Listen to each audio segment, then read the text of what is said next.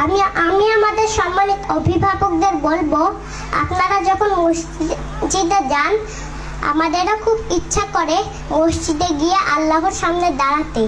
আমরা একটু দুষ্টুমি করি বলে আপনাদের মধ্যে অনেকেই আমাদেরকে মসজিদে নিয়ে যেতে চান না। কিন্তু এখন থেকে যদি আমাদের মসজিদে যাওয়ার অভ্যাস গড়ে না ওঠে, তাহলে কিভাবে আমরা একজন সাচ্চা নামাজি হব? তাই আপনারা যখন মসজিদে যাবেন, আমাদেরকেও সঙ্গে নিয়ে যাবেন। আল্লাহ তাআলা আমাদের লালন পালনের দায়িত্ব আপনাদের উপরেই ন্যস্ত করেছেন। আপনারা যেভাবে আমাদের গড়ে তুলবেন, আমরা সেভাবেই গড়ে উঠব।